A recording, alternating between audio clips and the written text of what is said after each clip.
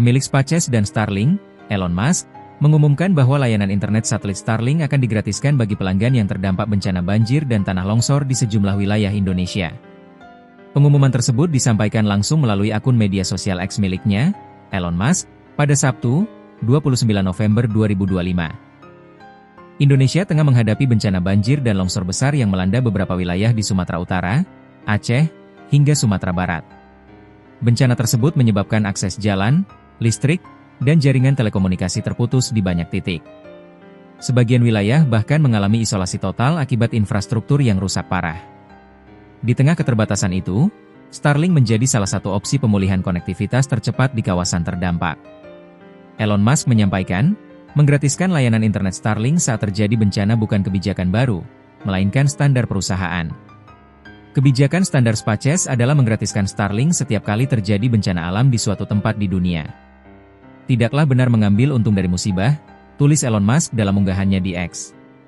Layanan digratiskan hingga akhir Desember 2025. Berdasarkan pengumuman resmi di laman Starlink, perusahaan menyediakan layanan gratis untuk pelanggan baru maupun pelanggan lama hingga akhir Desember 2025 khusus untuk wilayah yang terdampak banjir parah di Indonesia.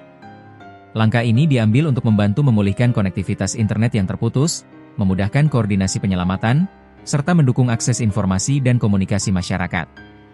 Bagi pelanggan aktif yang sudah ada, tidak perlu tindakan apapun.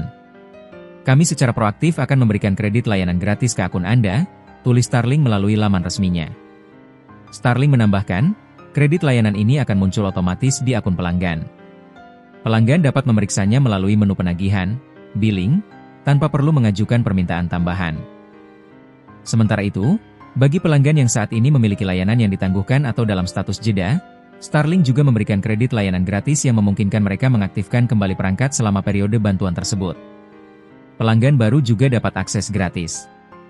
Tidak hanya pelanggan lama, Starlink menyatakan bahwa masyarakat yang baru membeli perangkat terminal dan berada di wilayah terdampak banjir juga akan mendapatkan layanan gratis.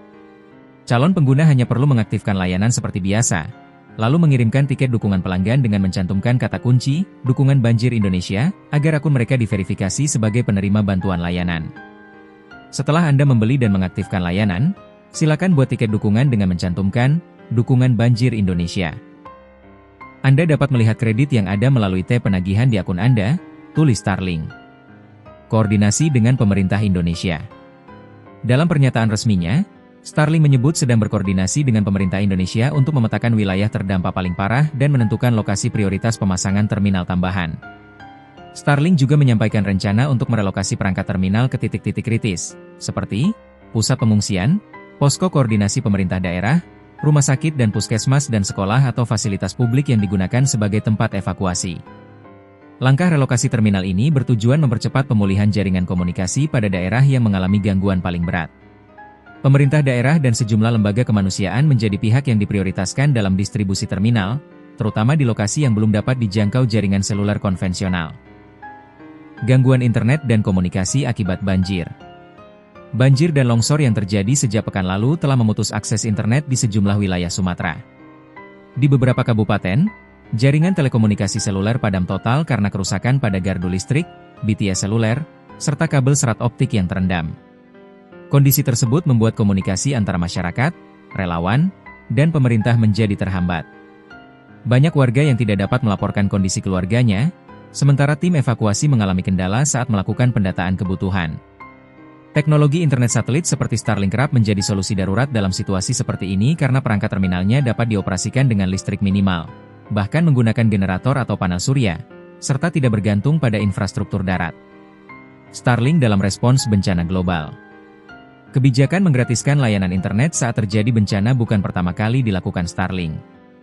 Perusahaan ini sebelumnya memberikan dukungan serupa untuk korban badai di Karibia, daerah yang terdampak kebakaran hutan di Kanada, wilayah yang mengalami siklon di Pasifik dan negara-negara yang mengalami gempa besar.